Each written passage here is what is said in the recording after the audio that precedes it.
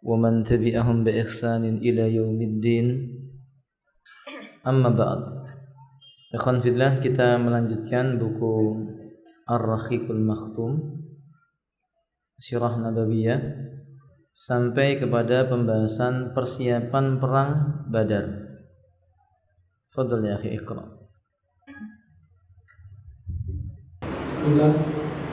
Berkata penulis rahimahullah ta'ala, kali ini Rasulullah SAW mengangkat Ibnu Maktum sebagai penguasa sementara di Madinah sekaligus sebagai imam sholat. Namun tatkala sampai di Rauhah, beliau memulangkan Abu Lubabah bin Abdul Munzir dan mengangkatnya sebagai penguasa sementara di kota Madinah menggantikan Ibnu Maktum. Panji komando kali ini diserahkan kepada Mus'ab bin Umair al-Qurashi al-Abdali dan dia berwarna putih. Selanjutnya, membagi pasukannya menjadi 2 batalion. Pertama, batalion Al-Muhajirin, benderanya diserahkan kepada Ali bin Abi Thalib, benderanya dinamatkan dengan Uqaw. Kedua, batalion Ansor, benderanya diserahkan kepada Sa'ad bin Mu'adz. Kedua bendera tersebut berwarna hitam. Untuk sayap kanan pasukan, beliau mempercayakan komandannya kepada Az-Zubair bin Al-Awwam, sedangkan sayap kiri dipercayakan kepada Al-Muqdad bin Amr. Hanya kedua orang ini saja yang mengendarai kuda di pasukan kaum muslim ini sebagaimana telah disinggung di depan. Adapun pasukan garis belakang diserahkan kepada Qais bin Abi Sa'sa'ah, sedangkan komando umum tetap dipegang oleh beliau selaku panglima inti di dalam pasukan. Nah, ikhwati a'azana wa iyyakum. Ketika Nabi mendengar bahwa kafilah Abu Sufyan sudah mulai pulang dari tempat ia berdagang, melewati jalan-jalan dekat dengan kota Madinah, maka segera Nabi mengumpulkan pasukan perang. Jangan Anda membayangkan pasukan perang ini adalah pasukan perang yang terlatih sebagaimana yang kita kenal. Tidak. Mereka adalah kaum muslimin. Minad du'afa wal fuqara wa kadzalika ba'dhum minal aghniya qawiyatun fil jasadi wa dha'ifa fil jasadi walakinna imanuhum qawiyun. Kata para ulama, mereka ini kelompok-kelompok manusia yang berasal dari sebagian besarnya orang fakir, orang-orang miskin. Sebagaimana kita tahu, kebanyakan pengikutnya Nabi adalah orang-orang fakir dan miskin. Sebagian mereka orang kaya, sebagian mereka memiliki tubuh yang kuat, kebanyakan mereka tubuh yang lemah. Tapi satu yang dimiliki oleh semua sama, keimanan yang kokoh. Mereka punya kemantapan tauhid.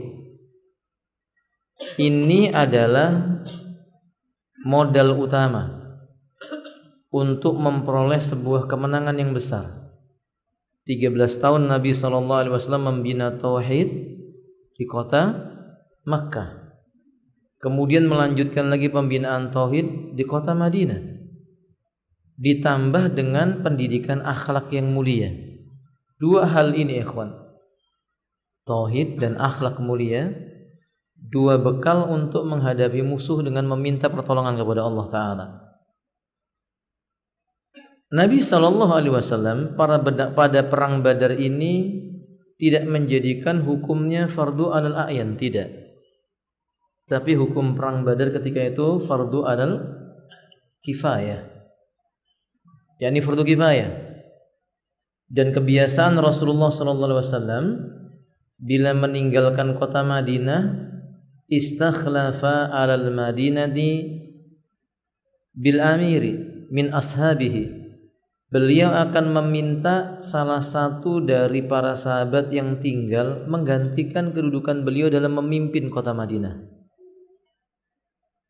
Pada kesempatan kali ini yang ditunjuk oleh Nabi adalah lelaki yang bernama Abdullah ibnu Ummi Maktum wa huwa rajulun a'ma. Beliau ini orang yang buta. Wa fi ahdin Nabi sallallahu alaihi wasallam ahadu minal muadzinaini ar-Rasul sallallahu alaihi wasallam. Salah satu dari muadzinnya Rasul. Dan beliau ikhwati a'azana wa iyyakum memiliki banyak hafalan Al-Qur'an. Maka Nabi menunjuk Ibnu Ummi Maktum sebagai pengganti Nabi. Menggantikan apa? Kalau seandainya ada sebuah perkara, beliau yang memutuskan. Kalau seandainya ada sesuatu urusan, beliau yang akan mengurusnya. Apa faedah yang kita bisa ambil? Kekurangan jasad tidak menandakan hilangnya kemuliaan.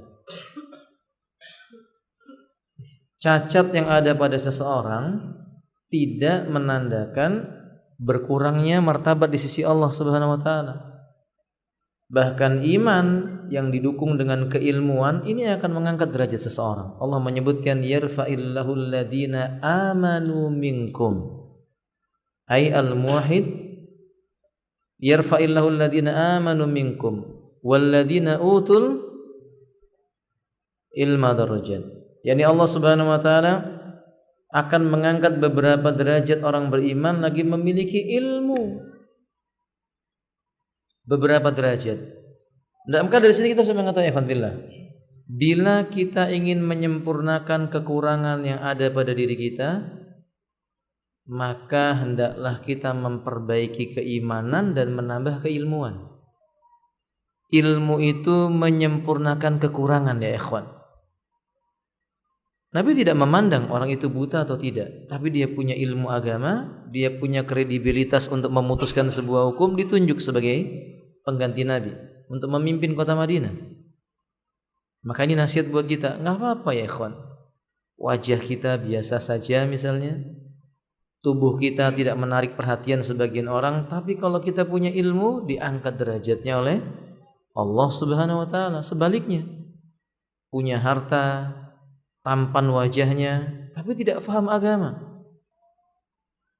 maka tidak punya kemuliaan dirinya, kecuali sebatas urusan apa? Dunia saja. Ini faedah yang pertama. Kemudian ikhwanillah azza wa jalla, beliau mengatakan di sini falamma kana birrauha radda aba al-lubabah ibni Abdul Mundir. Beliau menyebutkan kemudian ketika Nabi di perjalanan sampai di sebuah tempat namanya Ar-Rauha, beberapa mil dari kota Madinah. Beliau meminta sahabat Abu Lubabah pulang untuk membantu, bahkan menggantikan kedudukannya siapa? Abdullah ibnu Ummi Maktum. Dan tidak mungkin Nabi melakukan itu karena memandang remeh Abdullah ibnu Ummi Maktum, tidak mungkin. Karena ayat menyebutkan wa ma yantiqu anil hawa in huwa illa wahyu yuha. Berarti Nabi berbicara dengan perintah wahyu Allah Azza wa Jalla. Dan tidak mungkin Nabi meremehkan dan mengecilkan Abdullah ibnu Ummi Maktum, tidak mungkin. Nabi SAW punya kepribadian yang tinggi. Wa innaka la'ala khuluqin azim. Maka dua orang ini, yakni Abu Lubabah dengan siapa? Abdullah ibnu Ummi Maktum, keduanya bersama-sama memimpin di kota Madinah, akan tetapi kedudukan Abu Lubabah lebih tinggi dibandingkan ibnu Ummi Maktum dalam masalah pemerintahan ketika itu. Faedah yang bisa kita ambil ya kawan, jika kita meninggalkan sebuah tempat yang kita berkuasa atas tempat tersebut, misalnya rumah, maka hendaklah kita memberikan perwalian kita kepada salah satu anggota keluarga kita, anak-anak kita. Makanya kita kalau safar membaca apa ya kawan?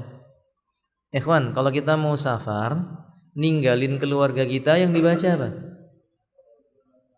Astaudiukumullahu alladzi la tadi'u wada'i'ahu. Aku titipkan kalian kepada Allah, zat yang tidak pernah menyia-nyiakan sesuatu yang dititipkan kepadanya. Maka kita wakilkan kepada anak kita, jaga ibumu, jaga keluargamu, dan seperti itu. Ini termasuk sunnah Nabi SAW. Kemudian ikhwan fillah, wa dafa liwa'ul qiyadatil ama ila Mus'ab ibni Umair. Biasanya Nabi SAW itu kalau mengirim pasukan, beliau akan menunjuk beberapa orang menjadi pemimpin. Pertama, pemimpin yang sifatnya umum, mengepalai seluruh pasukan di bawahnya Nabi.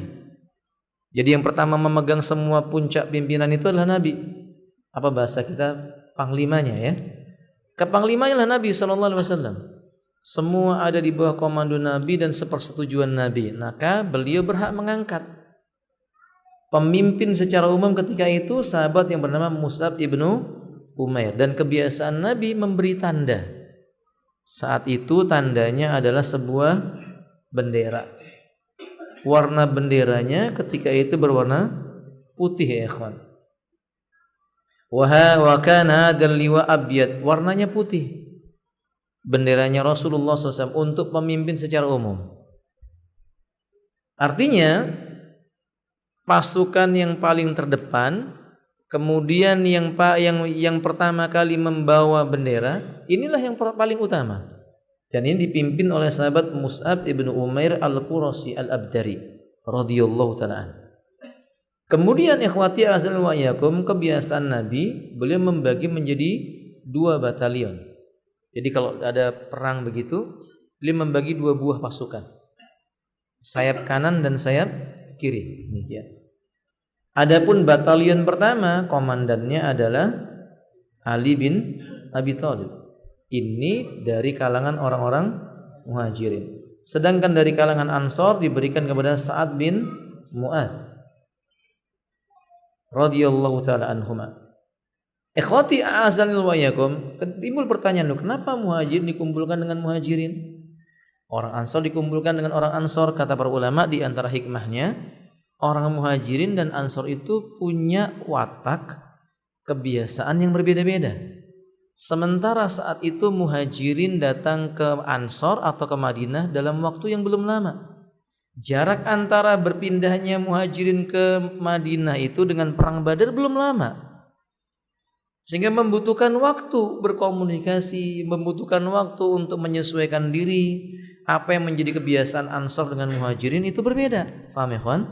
Maka ini bentuk kebijaksanaannya Nabi, kecerdasannya Nabi, kepiawaiannya Nabi, dan menunjukkan bahwa betapa pandainya Nabi membagi strategi perang.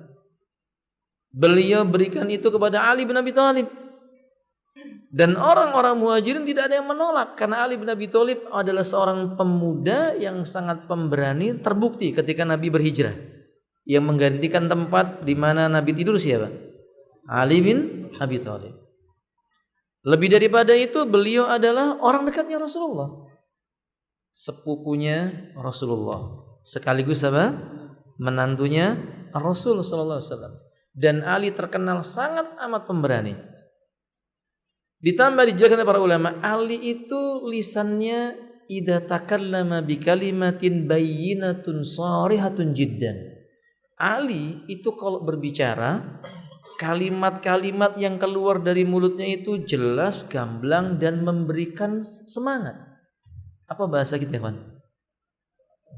Orator. Ali itu orator. Dan komandan perang kayak begitu. Makanya nggak ada komandan perangnya Rasulullah itu yang apa? Kalau menyampaikan pembicaraan kepada pasukannya dengan suara apa? Kemayu. Apa kemayu itu kan? Oraono itu nggak ada itu. Ya pasukan perangnya Rasulullah itu komandan perangnya suaranya meninggi, seperti Rasulullah. Panglima perangnya kaum muslimin itu kalau beliau berkhutbah, kata para sahabat, wa idza khataban nabiyyu sallallahu alaihi wasallam alal minbari yaumal jumu'ati tuzalzilul manabir atau tuzalzilul minbara ala sautau akhmarat wajhu. Nabi kalau berkhutbah di hari Jumat di atas mimbar itu mimbarnya berguncang. Mimbarnya enggak kayak begini, mimbarnya itu apa namanya? Tangganya 3 dari hadapan, itu nggak ada pegangannya. Ketika Nabi berkhutbah, suaranya keras, meninggi, wajahnya memerah, itu mimbarnya goyang. Wadah ya kawan, dikatakan oleh para sahabat seperti seorang qaid, komandan perang yang berteriak, ada musuh di sebelah sana, ada musuh di sana, seperti itu. Ya ini ditempatkan pada tempatnya kalimat-kalimat yang seperti itu yang Nabi SAW lakukan. Dan demikianlah yang dilakukan oleh Nabi SAW. Sehingga ikhwan billah orang Muhajirin lebih mengerti bahasanya Muhajirin. Orang Ansor lebih mengerti bahasanya orang apa? Ansor ikhwan billah.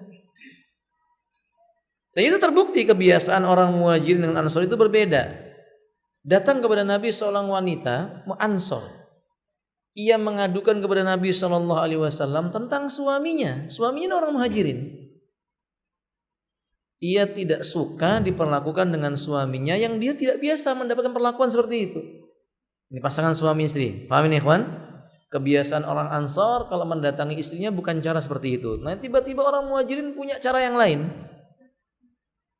Oke? Datang sama Nabi Sallallahu Alaihi Wasallam, beliau protes begitu. Ini suami saya begini, kebiasaan kami nggak begitu. Itu menandakan bahwa memang uruf, kebiasaan seseorang itu mempengaruhi kondisi seseorang. Oke? Lalu ketika itu turun ayat yang berbunyi apa? Nisa'ukum harsul lakum fa'tu harsakum annasyitum. Istri kamu seperti ladang milikmu, kamu boleh mendatangi ladangmu dari arah mana yang engkau inginkan. Ini faedah. Maka jangan sampai kita menganggap, wah ini Nabi kok membagi dua muhajirin, ansor, apakah Nabi tidak mau membaurkan? Ini penting. Jadi kadang-kadang dibiarkan ansor bersama ansor, muhajirin dengan muhajirin karena di dalamnya ada maslahat yang besar. Fahim tuh? Bukan asabiyah, bukan asabiyah. Wajana qiyadatil mayaminati Zubair bin Awam. Kemudian ini ketika membagi batalion pertama, batalion kedua, pemimpinnya adalah Ali bin Abi Thalib dan Sa'ad bin Mu'ad. Kemudian Nabi membagi dua barisan itu. Dua pasukan itu. Sebelah kanan yang memberikan komando, musuh di sebelah sana harus tunduk, harus berdiri, harus memanah, harus menahan panah, harus menggunakan pedang, harus berlari atau mundur ke belakang. Ini sahabat Nabi yang sebelah kanan yang bernama sahabat siapa ya khawfillah? Zubair ibnul Awwam. Zubair ini iparnya Aisyah radhiyallahu taala anha. Zubair ibnul Awwam memiliki istri namanya Asma bintu Abi Bakar. Asma bintu Abi Bakar saudara wanitanya siapa? Aisyah. Lain ibu. Ibunya berbeda. Tapi Asma bintu Abi Bakar terkenal wanita yang sangat kuat. Dalam riwayat Imam Tirmidzi, beliau biasa berjalan kaki 8 mil untuk ngambil air. Ibu-ibu di belakang sana, ada yang pernah jalan 8 mil? Bu, 8 mil itu kurang lebih berapa kilo ya, Wan? Hampir 10 kilo ya? Atau 10 kilo lah. Jalan kaki. Nyunggi apa? Air. Jadi mama kalau cuma belanja ke pasar jalan kaki jangan ngeluh. Itu biasa. Asma demikian. Itu baru satu hal yang menakjubkan. Hal yang kedua, Asma bintu Abi Bakar itu punya kebiasaan menyediakan kuda milik Zubair ibn Awwam. Dimandikan, dibersihkan, dikasih pelana, dikasih makan. Masya Allah Asma. Kalau sekarang nggak kuda, sekarang apa ya, Wan? Apa? Tapi ya ente jangan nyuruh istri ente nyuci motor, ya nemen ente kan gitu ya.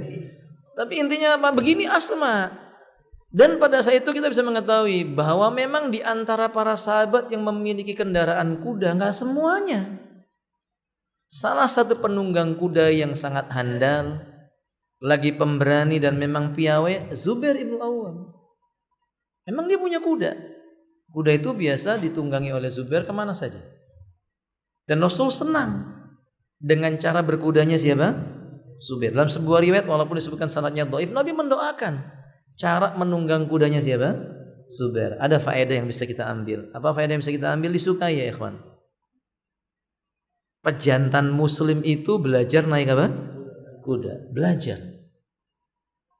Ya antum mungkin ternak sapi buat jual apa namanya? Di Idul Adha. Mbok ya sekalian ternak apa? Kuda. Antum yang punya apa namanya sapi yang banyak sekali-kali ternak kuda. Kalau antum mampu. Ini termasuk bagian yang diajarkan oleh Rasulullah SAW.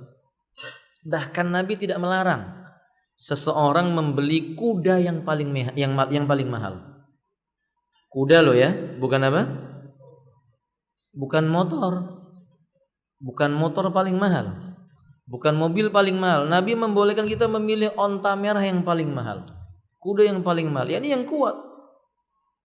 Yang mengajarkan seseorang punya sifat kepala. Dan memang ikhwan beda. Kalau naik motor mewah yang muncul kesombongan. Tapi kalau naik kuda yang muncul sikap keberanian. Antum udah pernah nyoba belum? Coba ya kawan, coba. Coba antum naik kuda. Hari pertama, hari kedua sakit semua badan antum insyaallah. Tapi akan menumbuhkan sifat keberanian. Kalau naik motor yang muncul kesombongan. Sahih?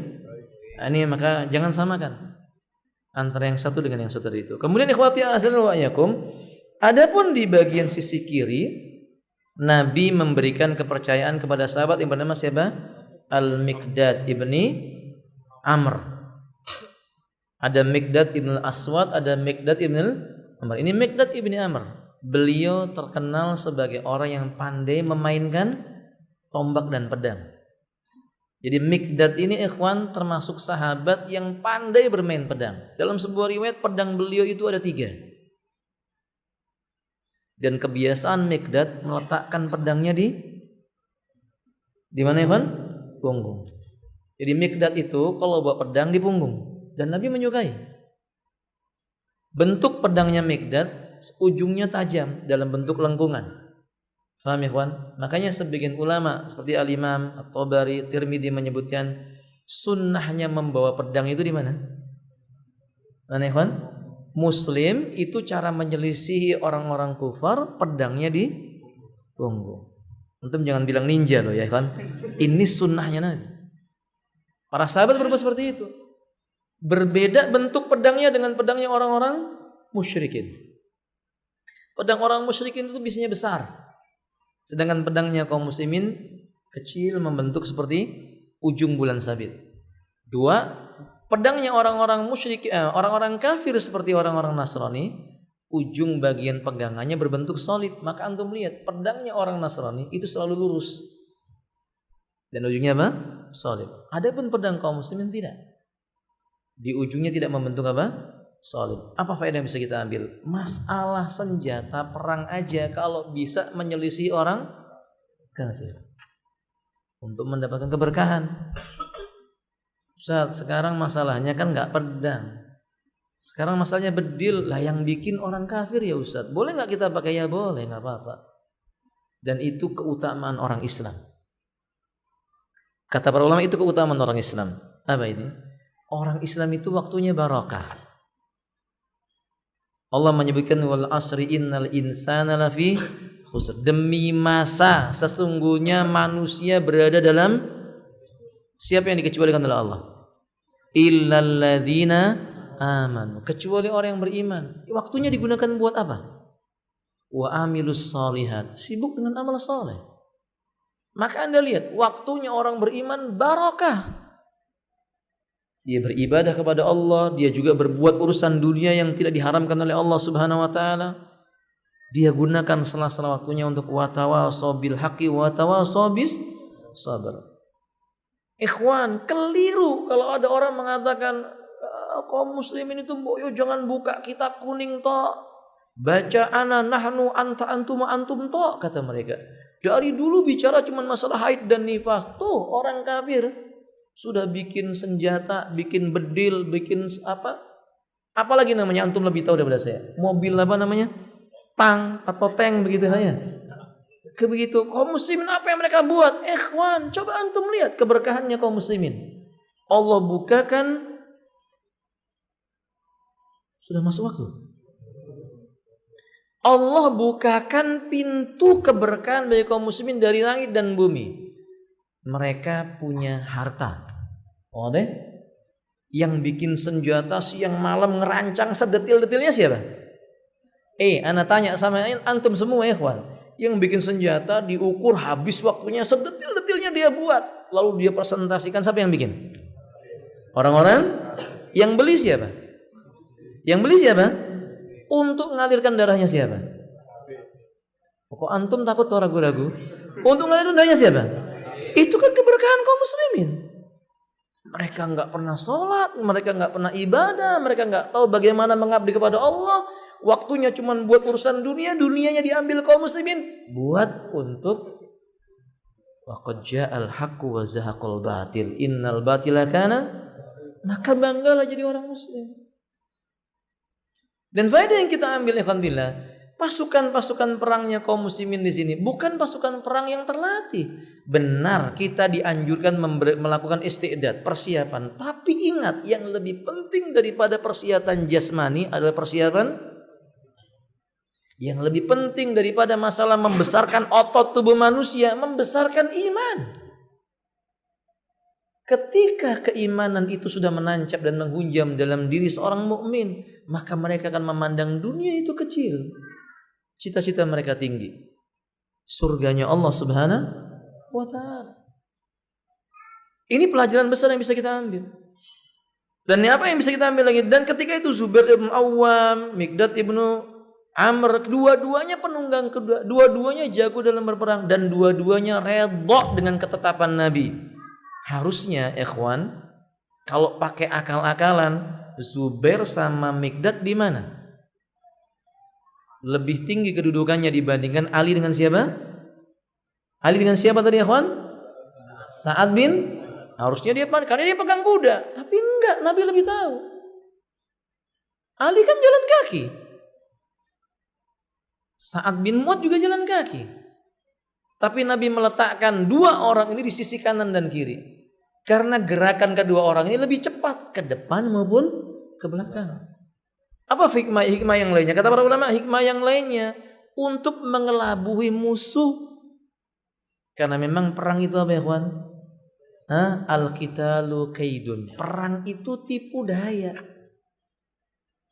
Anggapan orang Quraisy kalau sisi kanan dan kirinya berkuda, itu pasti di belakang dan tengahnya juga apa?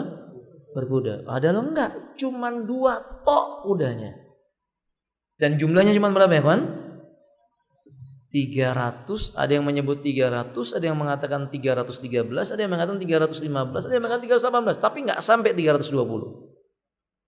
Pasukannya kaum muslimin. Sementara pasukannya orang Quraisy berapa? 900, hampir 1000. Sebagian riwayat menyebutkan 1000 orang. 1000 itu bersama dengan wanita-wanitanya. Ikhwan, orang Quraisy itu kalau perang bawa perempuan. Tugas perempuannya apa? Berteriak-teriak dengan syair. Memberikan semangat perang buat orang Quraisy itu. Kemudian bawa apa? Orang-orang tua. Tugas orang tuanya apa? Nabuh apa namanya, ikhwan? Enggak. Orang muslim enggak. Orang perempuan di rumah.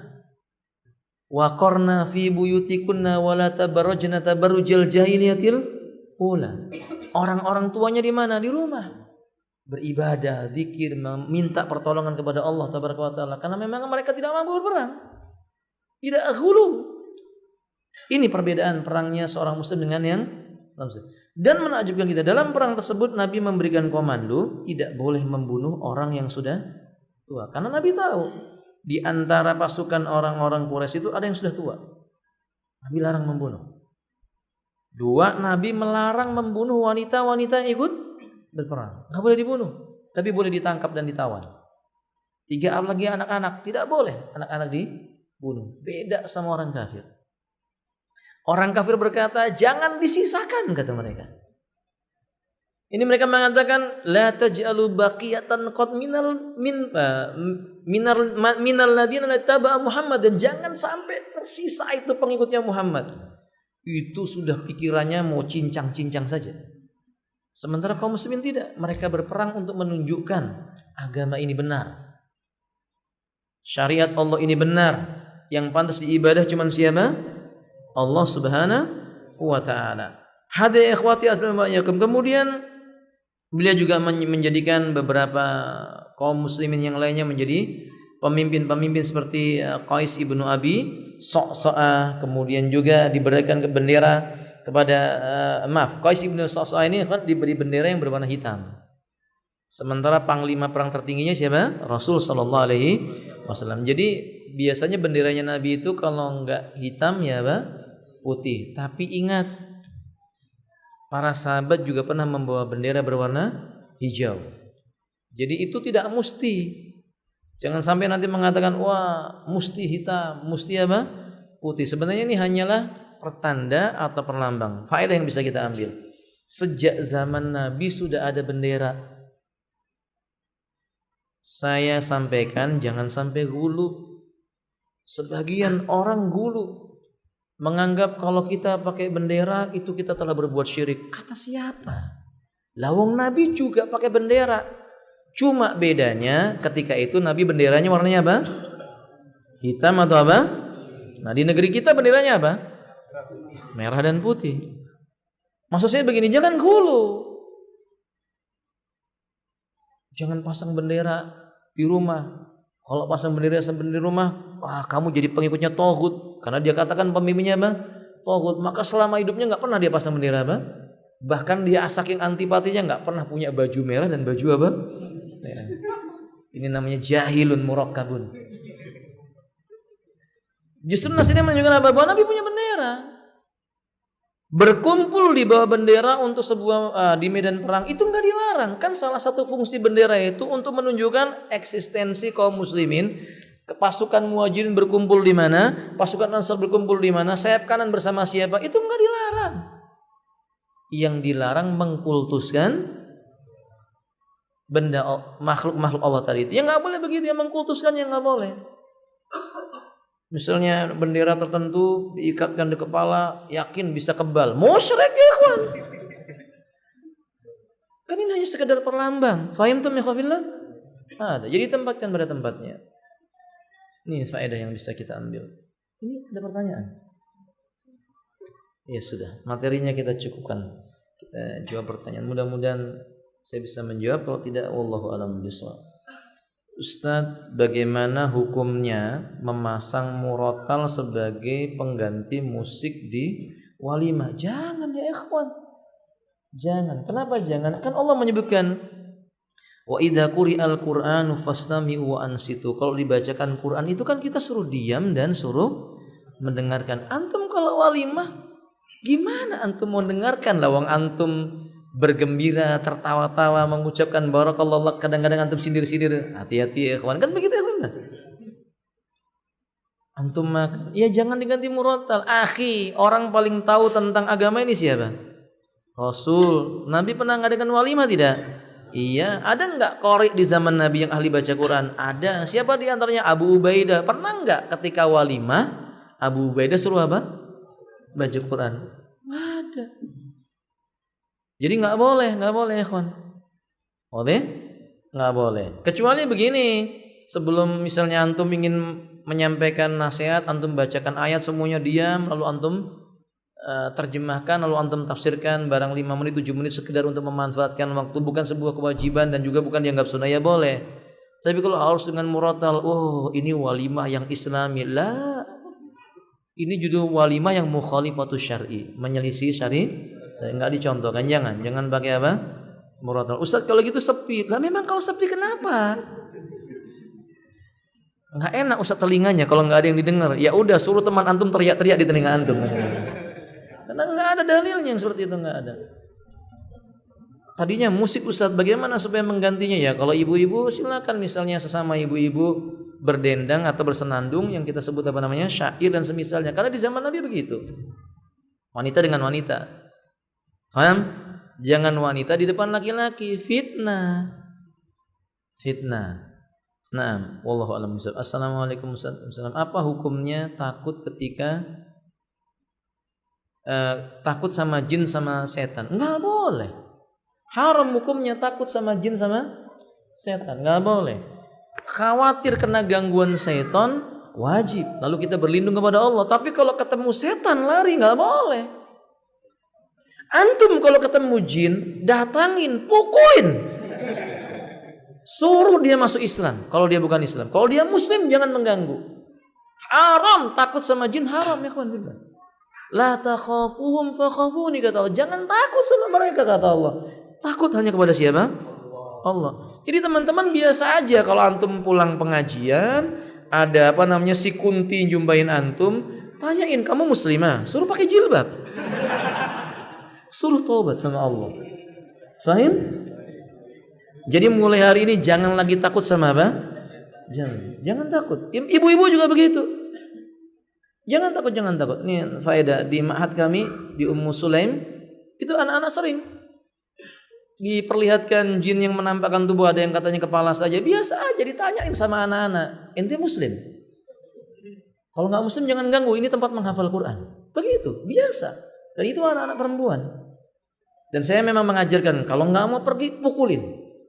Set, kalau dia ganggu kita paling-paling pilihannya 2 anak. Kalau nggak dia yang mati, kita yang mati. Tapi kalau kita mati, insya Allah di atas apa? Kebenaran. Paham ini, ikhwan? Jangan sampai jenggotnya panjang lari. Ya Allah, aib ya ikhwan. Ustadz, bagaimana hukumnya bila kami setelah nikah tidak bisa tidur sebelum berhubungan suami istri? Ya kasihan ini, alhamdulillah. Ya kalau gitu ya ditunaikan, Ustaz. Kami ini kalau belum berhubungan suami istri nggak bisa tidur. Ya sudahlah, antum laksanakan, kan itu halal. Halal ya akhi. Habis itu antum tidur, jangan lupa sholat malam ya kan ya. Ada, alhamdulillah. Halal ya kan, halal, nggak apa-apa. Ustaz, muskilahnya istrinya haid. Ya sudah, qadarullah ma syaa fa'al. Ya sabar. Sabar, kan Nabi ngajarin caranya. Gimana caranya Ustaz? Ini bukan babnya, sudah mau habis waktunya kan ya. Nanti akan saya terangkan sama antum lain waktu. Assalamualaikum Ustaz. Apa hukumnya seorang akhwat memajang foto dirinya yang niqab di media sosial? Janganlah ya akhwat. Anda itu fitnah. Minggu kemarin sudah saya jelaskan toh. Anda foto pakai niqab, bola mata Anda itu loh yang jadi fitnah.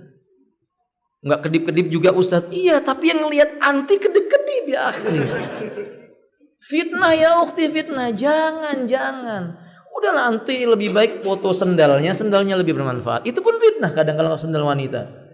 Maksudnya kan fungsinya media sosial untuk berkomunikasi, bukan pamer diri, bukan ya. Kalau ukhti misalnya, Ustaz biar ada yang melamar saya, ya udah sampaikan ke Ustaz, nanti Ustaz sampaikan kepada teman-teman. Teman-teman ini ada akhwat yang mau, silakan dilamar, kan begitu. Enggak perlu memajang foto. Kami katakan dalam masalah fitnah. Tambah lagi apa ukhti? Ada yang namanya penyakit apa? Ain. Kita nggak tahu nanti ada lelaki atau wanita yang melihat foto anti, terkagum-kagum, lupa mengucapkan kalimat Masya Allah la quwata illa. Ingat kasus seperti dalam surat Al-Kahfi, melihat kebun tidak mengucapkan kalimat, terbakar kebunnya. Maka kami nasihatkan ibu-ibu, nggak usah lah pajang foto diri maupun foto apa anak dan keluarga, nggak usah. Dan apa hukumnya seorang akhwat yang sudah bersuami yang melihat status laki-laki yang bukan mahram? Innalillah, musibah. Udahlah ukhti, nggak usah lihat statusnya siapa. Ikhwan yang laki-laki nggak usah, nggak manfaat. Ya kecuali kalau yang diposting misalnya ada kajian, anti ingin mendengarkan kajiannya. Tapi kalau ikhwan anti lihat, ini juga nasihat buat ikhwan ya. Coba kalau berteman dengan apa? Akhwat, sebisa mungkin dihindari. Nggak ada manfaatnya buat antum. Nggak ada manfaatnya karena fitnahnya besar wanita itu. Maaf saya tambahkan sedikit ikhwan supaya adil. Bagaimana hukumnya jika kita bermuamalah dengan seorang ikhwan kemudian melalui telepon untuk menanyakan alamat dan posisi di mana? Apakah itu termasuk fitnah Ustaz? Yang nanya siapa dulu? Ya kalau yang nanya ukhti ya fitnah lah. Kalau maksudnya bermuamalah ini seorang akhwat dengan ikhwan lalu telepon, "Kaifa halak ya akhi? Aina unwanuk? Fi tariqin ma anta?" Ya ikhwan, maka dia menjawab, "Falimada ya ukhti? Ahlan wa sahlan." Begitu. Fitan ya ikhwan. Enggak boleh. Sudahlah antum kalau misalnya telepon dia ngangkat perempuan, tanya, "Ada suaminya enggak?" Enggak ada, ya sudah cukup, sudah khalas. Begitu ya akhi. Jangan malah kesempatan. Enggak, afwan sebentar aja ukhti, jangan. Sebentar itu akan membuka pintu apa? Syaitan. Inna syaitana lakum aduwwum mubin. Enggak boleh ukhti, enggak boleh. Apakah berdosa jika seseorang istri menasihati suaminya untuk menghapus semua teman perempuan di dunia maya? Wajib ukhti menasihati. Apalagi pejantan sekarang, bahaya ya ukhti. Sulit dipercaya walaupun jenggotnya panjang, kecuali yang dirahmati oleh Allah tabaraka wa taala. Maka ukhti wajib menasihati suaminya. Untuk apa berteman dengan perempuan melalui media sosial? Untuk apa? Mau nanya apa? Kalau mau nanya dagang, suruh istrinya yang nanyakan. Kalau mau nasihati istri, ngapain nasihati istri orang? Teman lama mau reuni, ikhwan, ittaqillah, bertakwalah kepada Allah Ta'ala. Maka ukhti Nasihati suami. Dan ini para suami jangan marah, itu menandakan istri Anda sayang. Dia ingin Anda tidak dijilat oleh api apa? Neraka. Jangan dimarahi istrinya. Sayangi istri yang begini, dia salehah insyaallah taala. Wallahu taala alam bisawab. Akhiru da'wan alhamdulillahi rabbil alamin. Subhanakallahumma wa bihamdik, asyhadu an la ilaha illa anta astaghfiruka wa atubu ilaik. Assalamualaikum warahmatullahi wabarakatuh.